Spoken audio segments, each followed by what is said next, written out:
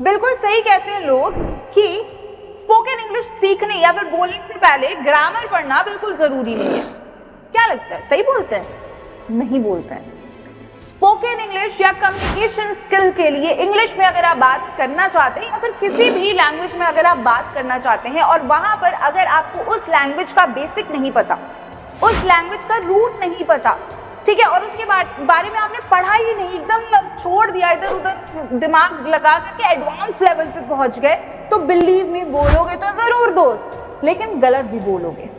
Okay, सो यहाँ पर आप देख रहे होंगे कि यूज ऑफ लिखा हुआ है। इट मीन्स कि आज हम कुछ ऐसे वर्ड्स के बारे में समझने वाले हैं कि मतलब उससे रिलेटेड जो भी गलतियां हम करते हैं ना, वो गलतियां हम ना करें। एंड बिलीव मी, इंग्लिश जो है ये साइंटिफिक लैंग्वेज है और हमेशा मैं ये चीज बोलती हूँ, हमेशा से बोलती आ रही हूँ कि इंग्लिश एक साइंटिफिक लैंग्वेज है। अगर कोई कह रहा है कि भाई इंग्लिश बोलना बहुत आसान है, इंग्लिश सीखना बहुत आसान है, तो नहीं है, ठीक है, बिल्कुल नहीं है। ये चीज यहाँ बैठा दो।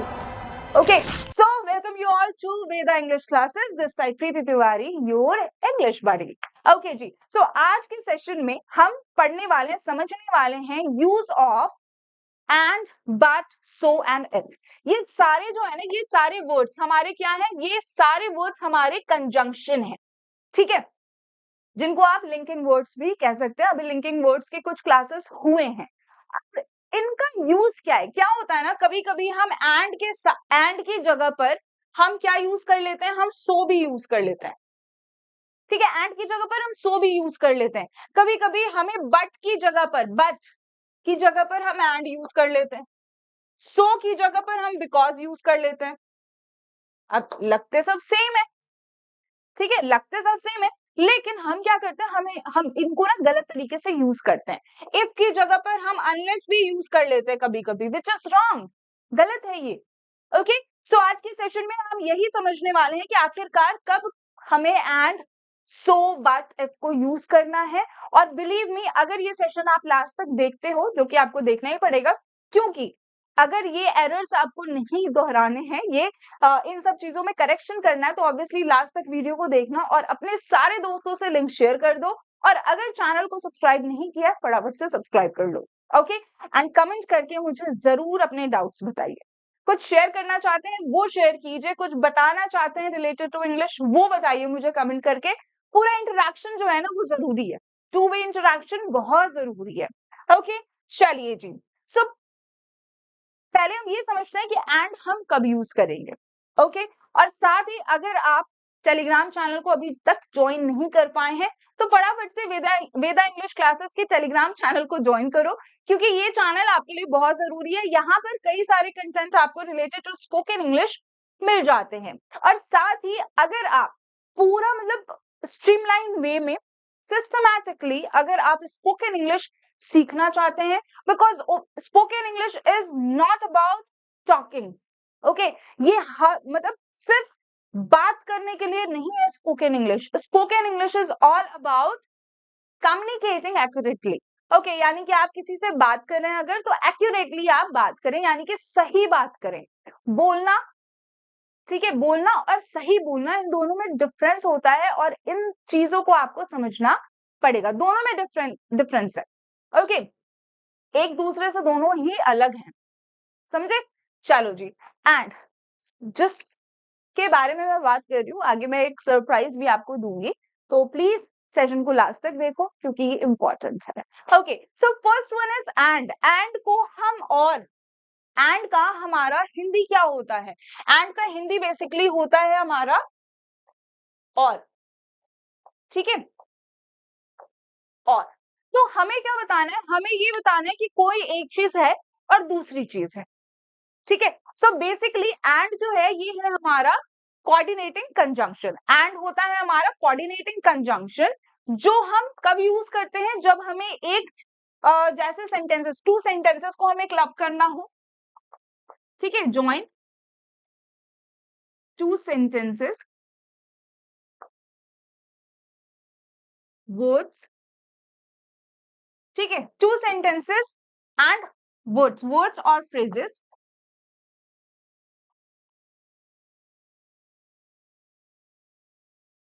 ठीक है, इन तीनों को क्लॉज को भी आप ऐड कर सकते हो, लेकिन क्लॉज के साथ में हम बेसिकली सबऑर्डिनेटिंग कंजंक्शन को यूज करते हैं।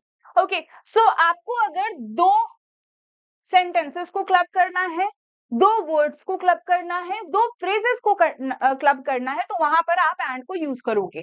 बट कंडीशन ये है, ध्यान से समझना, कंडीशन ये है कि इनकी जो ग्रामेटिकल प्रॉपर्टीज है वो सेम होनी चाहिए।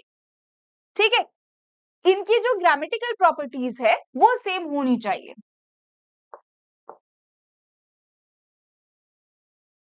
सेम ग्रामेटिकल प्रॉपर्टीज,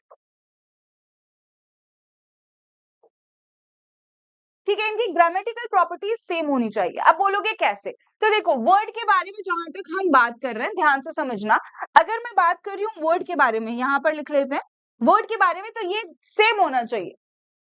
ठीक है, ये सेम होना चाहिए, यानी कि अगर एक नाउन है तो दूसरा भी नाउन होना चाहिए। जैसे Ram and Shyam, Ram and Shyam are brothers. ठीक है, राम और श्याम क्या है? राम और श्याम एक दूसरे के एक मतलब दोनों ही भाई हैं। ठीक है, Ram and Shyam are brothers. Okay, उसी तरीके से मुझे बताना है कि भाई वो इंटेलिजेंट और स्मार्ट दोनों है।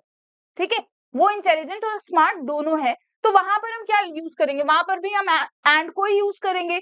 He is intelligent and smart, he is smart and intelligent. तो वो दोनों क्या हुआ? स्मार्ट एंड इंटेलिजेंट हो गया मेरा क्या? दोनों ही एडजेक्टिव है। ठीक है, दोनों ही एडजेक्टिव है। वो नाच और गा दोनों रही है। ठीक है, he is sorry, she is singing and dancing, she is singing and dancing. तो सिंगिंग भी क्या है? मेरा वर्ब है। डांसिंग भी क्या है? मेरा वर्ब है। तो यहाँ पर हमेशा अगर मैं वर्ड्स के बारे में मैं बात करूं, तो दोनों वर्ड्स क्या होने चाहिए? सेम इक्वल ग्रामेटिकल प्रॉपर्टीज के होने चाहिए, यानी कि दोनों ही नाउन होने चाहिए, या तो दोनों एडजेक्टिव होने चाहिए, या तो दोनों वर्ब होने चाहिए। इक्वल ग्रामेटिकल प्रॉपर्टी होना चाहिए। अब बात करते हैं सेंटेंस के बारे में, बात करते हैं सेंटेंस के बारे में। तो जिन दो सेंटेंसेस को मेरा एंड क्लब करेगा, वो दोनों का जो ग्रामेटिकल प्रॉपर्टी होगा वो सेम होगा, यानी कि दोनों की टेंसेस सेम होंगे। पास्ट है तो दोनों ही पास्ट में होगा, प्रेजेंट है तो दोनों ही प्रेजेंट में होगा, फ्यूचर है तो दोनों ही फ्यूचर में होगा। इस चीज को हमेशा याद रखना। और ये चीजें जो है ना, ये जो पॉइंट्स मैं आपको बता रही हूँ, ये सिर्फ कम्युनिकेशन लेवल पे ही जरूरी नहीं है। आप जब कंपटीशन की तैयारी करते हैं ना, तो उस टाइम पे भी ये जरूर काम आते हैं। ओके, कई सारे ऐसे क्वेश्चंस होते हैं जो related to preposition, related to conjunction, जो एरर फाइंडिंग के होते हैं, वो आपके बहुत ही एकदम ना नॉर्मल होते हैं, लेकिन आपको समझ नहीं आता कि वहां पर क्या एरर है, क्या गलती है। तो यही सारे कंजंक्शन से रिलेटेड एरर्स होते हैं, प्रेपोजिशन से रिलेटेड एरर्स होते हैं, और जब तक आपको ये पता नहीं होगा कि किसको कब यूज करना है हमें, तब तक ऑब्वियसली आप उन एरर्स को फाइंड आउट नहीं कर सकते और गलतियां करोगे। ओके, तो स्पोकन इंग्लिश के लेवल पे, कम्युनिकेशन स्किल के लेवल पे, और साथ ही साथ कंपटीशन के लिए और बेसिक ग्रामर के लिए भी ये बहुत जरूरी है। ओके जी, एग्जाम्पल सेंटेंसेस फटाफट से देखिए। So first one, I went to the store, मैं स्टोर गया। अब ये क्या है? ध्यान से देखिए, I went to the store, अब ये क्या है? ये है मेरा पास्ट, और पास्ट में भी कौन सा? आई वेंट, यानी कि सब्जेक्ट प्लस V2। ओके, सो ये क्या है? इंडेफिनिट। ओके, पास्ट इंडेफिनिट है। स्टोर गया, bought some groceries, buy bought, तो ये भी क्या है? मेरा पास्ट ही है। ठीक है, पास्ट ही है। तो यहाँ पर हमने दोनों पास्ट के सेंटेंसेस को क्या किया? क्लब किया। किसके थ्रू? एंड के थ्रू। नेक्स्ट देखिए, next is the presentation was informative, presentation जो था वो इंफॉर्मेटिव था एंड वेल ऑर्गेनाइज्ड था। प्रेजेंटेशन जो था वो इंफॉर्मेटिव था और वेल ऑर्गेनाइज्ड, यानी कि अच्छे तरीके से बताया गया था, अच्छे तरीके से वो प्रेजेंटेशन सबके सामने लाया गया, वेल ऑर्गेनाइज्ड था। तो प्रेजेंटेशन की क्वालिटी यहाँ पर बताई जा रही है, तो ये क्या है? ये दोनों एडजेक्टिव हैं। सो दोनों ही एडजेक्टिव को, इंफॉर्मेटिव एंड वेल ऑर्गेनाइज्ड, ये क्या है? ये मेरे एडजेक्टिव हैं। सो दोनों ही एडजेक्टिव को मेरा क्या क्लब कर रहा है? वर्ड एंड क्लब कर रहा है। इस चीज को हमेशा ध्यान में रखिएगा। Next is they cooked dinner together, दोनों ने एक साथ में डिनर बनाया and they enjoyed a quiet evening at home, और दोनों ने बहुत ही शांत शाम जो है वो साथ में बिताया। अब यहाँ पर they cooked dinner together, past है, ठीक है। They enjoyed a quiet evening at home, ये भी पास्ट है। तो दोनों ही पास्ट टेंस को क्लब करने वाला हमारा कौन सा वर्ड है, वो है सेंटेंस। तो यहाँ पर प्रूफ होता है कि जो एंड है मेरा वो इक्वल ग्रामेटिकल प्रॉपर्टीज वाले जितने भी मेरे सेंटेंसेस होंगे, जितने भी वर्ड्स होंगे, जितने भी फ्रेजेस होंगे, उनको क्लब करेगा और एक बहुत ही बेहतरीन सा सेंटेंस क्रिएट करेगा। ओके जी, नेक्स्ट देखिए, नेक्स्ट इज बट, लेकिन। नेक्स्ट इज बट, जिसका हिंदी में मतलब होता है लेकिन। ओके, सो ये होता है मेरा कोऑर्डिनेटिंग कंजंक्शन, ये भी मेरा कोऑर्डिनेटिंग कंजंक्शन ही है, और इसमें भी सेम हमारे जो रूल्स हैं वो लागू होते हैं कि ये टू सेंटेंसेस, फ्रेज या वर्ड्स को क्लब करके एक बहुत ही बेहतरीन सा कॉम्प्लेक्स सा सेंटेंस बनाता है, जिसके थ्रू आप एक क्या करते हैं, आप एक मीनिंगफुल सेंटेंस, बढ़िया मीनिंगफुल सेंटेंस क्रिएट करके सबके सामने रख देते हैं। ओके, और आपकी इंग्लिश जो है वो मानी जाती है कि अरे वाह, ये तो बढ़िया अच्छी इंग्लिश बोलता है ना। So first one is the cat was friendly. Cat जो है वो बहुत ही फ्रेंडली थी। Cat was friendly, again past, ठीक है। But it didn't like being picked up, बस उसको ना अच्छा नहीं लगता था कि कोई उसको उठाए। ओके, सो यहाँ पर बट यूज हुआ है, बट मतलब लेकिन, ठीक है, बट मतलब लेकिन। अब लेकिन कब यूज होता है, जब दो सेंटेंसेस एक दूसरे के कॉन्ट्ररी हैं। दो सेंटेंसेस क्या हैं, एक दूसरे से कॉन्ट्ररी है, यानी कि अलग है। अलग कैसे भाई, कि भाई वो जो कैट थी वो फ्रेंडली थी, कैट जो है वो फ्रेंडली है, लेकिन उसको ना कोई उठा ले उसको अच्छा नहीं लगता। फ्रेंडली तो है लेकिन कुछ मामले में वो फ्रेंडली नहीं है। तो एक मेरा पॉजिटिव है और एक उसका जस्ट उल्टा है, कॉन्ट्ररी है। तो ऐसे ही सेंटेंसेस आप बट के थ्रू बनाएंगे। यहाँ पर देखो, हमने बट के बारे में पढ़ा ना, तो बट क्या है मेरा, बट मेरा लेकिन बताता है, ठीक है, लेकिन बताता है। अब ये क्या कर रहा है इस सेंटेंस में, ये कर रहा है कंट्रास्ट बता रहा है। क्या बता रहा है, कंट्रास्ट, ठीक है, कि एक आइडिया दूसरे आइडिया के जस्ट ऑपोजिट है, जस्ट कंट्रास्ट है। Okay, so the opposite ideas, opposite ideas, ठीक है, यहां तक समझ में आया। नेक्स्ट देखिए, next, the restaurant had great food. Restaurant का जो खाना है वो बहुत अच्छा है, बहुत अच्छा, एकदम यम्मी सा, ओके, डिलीशियस सा। But the service was slow, लेकिन सर्विस जो है वो स्लो है, ठीक है। एक क्या हुआ, एक मेरा हो गया पॉजिटिव पॉइंट, ये हो गया मेरा पॉजिटिव पॉइंट, और ये हो गया मेरा नेगेटिव पॉइंट। ओके, नेक्स्ट देखिए, next is she went to go, sorry, she wanted to go for a run. वो मतलब कि दौड़ने के लिए या जॉगिंग करने के लिए जाना चाहती थी, but it started raining heavily, लेकिन बाहर बहुत तेज बारिश होने लगी, बहुत तेज बारिश होने लगी, एकदम मूसलाधार बारिश होने लगी, ठीक है। और मूसलाधार बारिश को हम इंग्लिश में कहते हैं bucketing down. It's bucketing down, यानी कि बहुत तेज बारिश हो रही है, बहुत तेज। कुछ और सेंटेंसेस देखिए फटाफट से रिलेटेड टू बट, क्या बोलते हो दोस्त।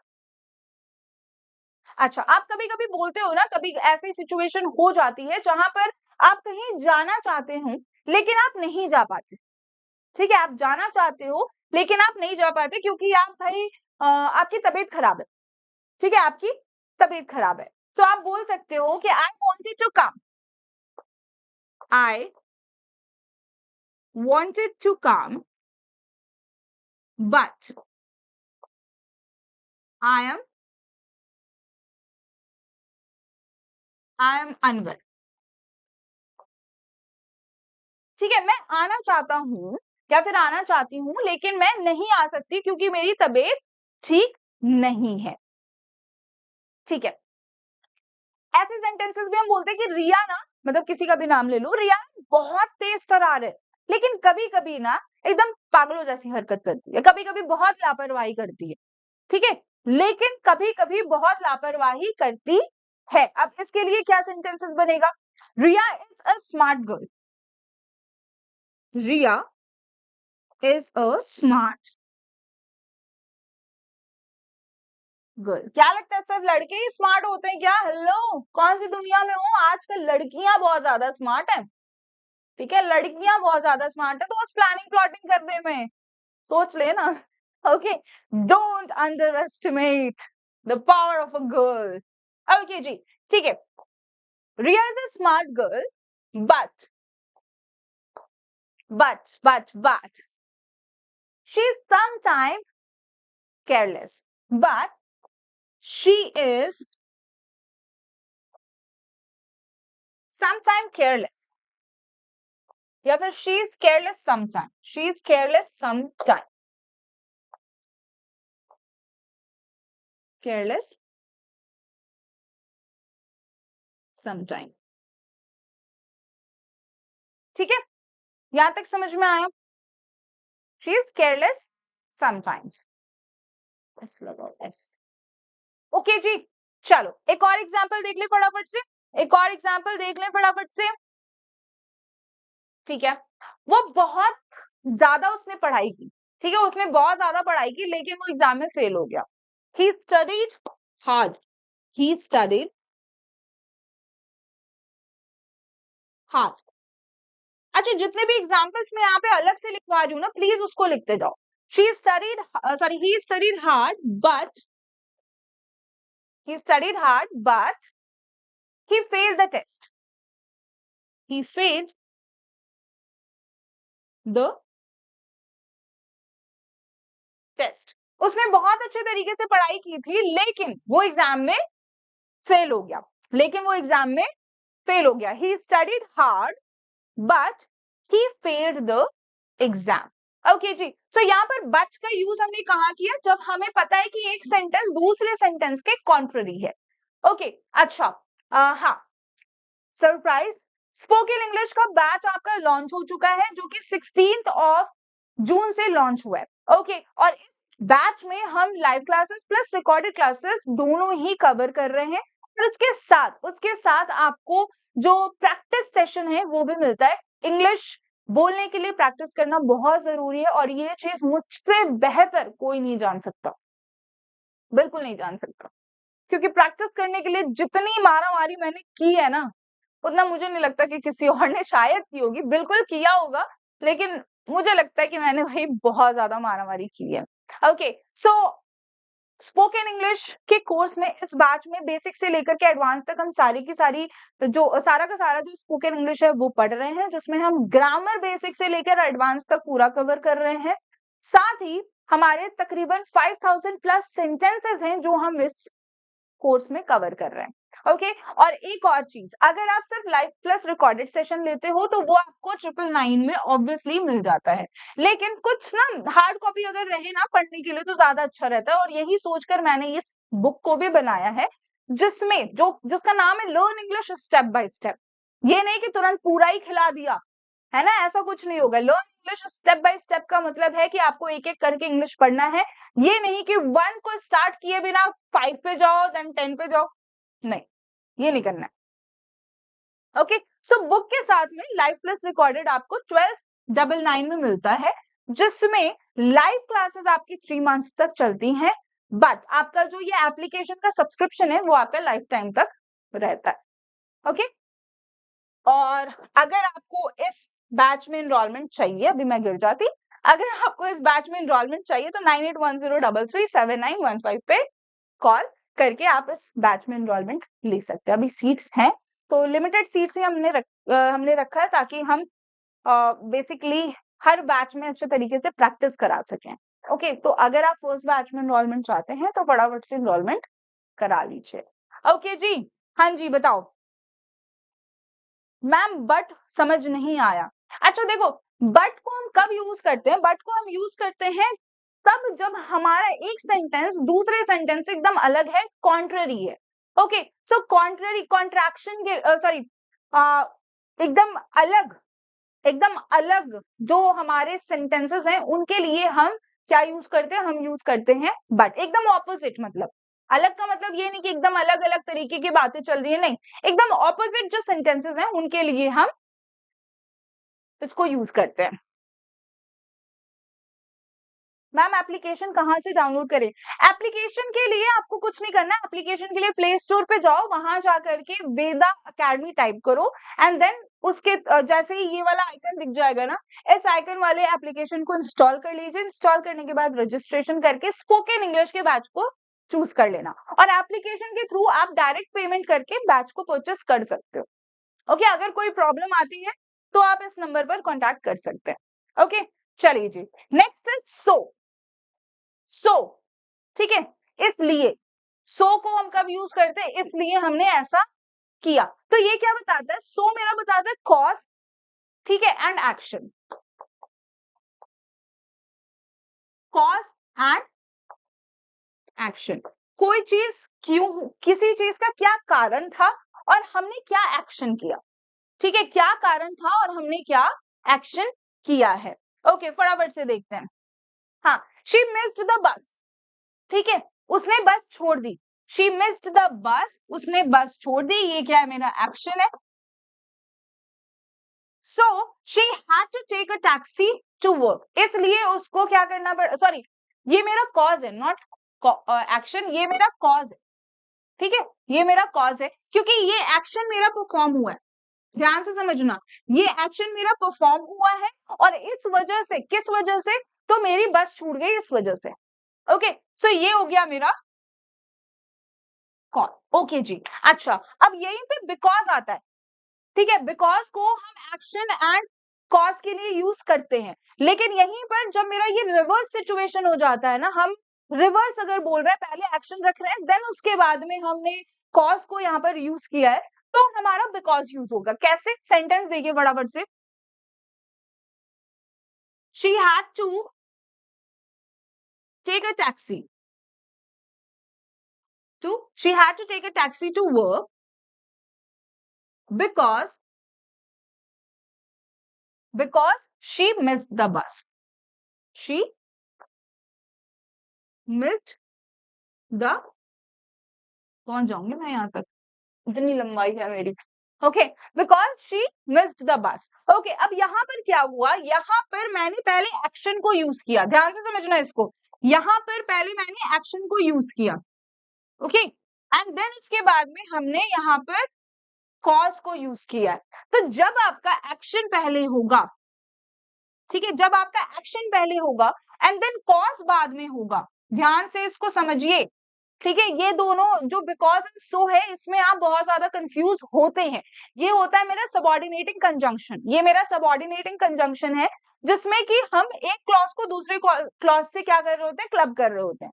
ओके, सो यहाँ पर एक्शन पहले यूज होगा, देन उसके बाद में कॉज यूज होगा, तब आप बिकॉज को यूज करोगे, ठीक है, बिकॉज कंजंक्शन तब यूज होगा। लेकिन यही जब मतलब जब कॉज पहले यूज हो एंड देन एक्शन बाद में हम बोल रहे हैं, तो वहां पर आप सो को यूज करोगे, ठीक है।